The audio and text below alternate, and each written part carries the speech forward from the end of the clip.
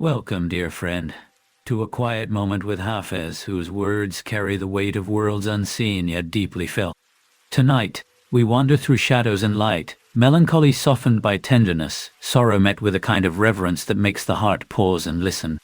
A moment spent bearing sorrow is more precious than the entire world. Isn't it strange how pain, when embraced fully, can outshine all the distractions and riches life offers? That deep ache opens us wide, and suddenly, the vastness of the world feels smaller than the intensity of what breaks open inside us.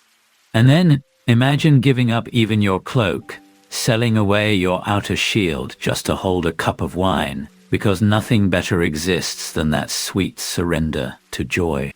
There's a gentle freedom here, a letting go of all but simple delight, and how tender that release feels to the soul. Yet in the very street where sweetness waits, some refuse to lift their cups. It stings softly, this quiet sadness, for those who should drink deeply shy away, as if too timid to touch the very pleasures meant to heal. Watching such moments pass untouched makes the heart ache with a gentle sting. What worth is a prayer mat that cannot match a single cup in value? There's an irony here that twists softly in the mind, challenging us to reconsider what holds true meaning. Sometimes the sacred seems less alive than the humble things we might overlook. My rival warned me to turn my face away from this path, with voices filled with judgment. But that path, full of longing, of defiant yearning, is stubborn and alive.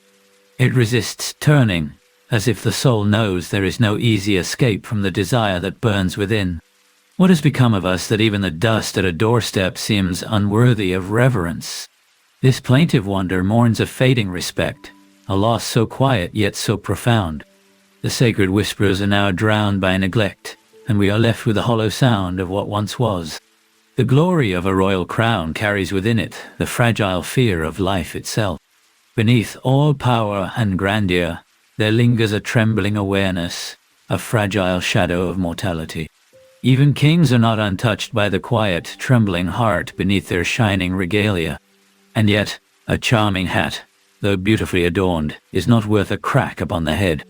This playful humility reminds us gently to look beneath all adornments, beyond the allure, toward the raw, undeniable truth that stands bare and unmasked.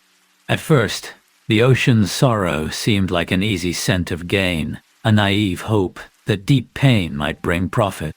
There's a bittersweet nostalgia here, that first step into the storm where everything seems simple and full of promise, before the weight of reality settles in. But I was wrong. This storm is not worth 100 jewels. The poet admits a soft surrender, a realization that the turmoil we once sought after holds no true treasure. Sometimes truth arrives wrapped in gentle humility. It is better to hide your face from ardent admirers, a tender, protective whisper for someone precious. Vulnerability dances in these words, a gentle invitation to cherish love's hidden glances and shield what must remain softly veiled. For the joy that brightens the world is not worth the grief borne by an army. Deep compassion flows here, reminding us that behind every fleeting happiness, vast tides of sorrow move silently and heavily. It humbles the heart with the true cost of joy. Like Hafez, we are urged to seek contentment and to forsake the lowly world.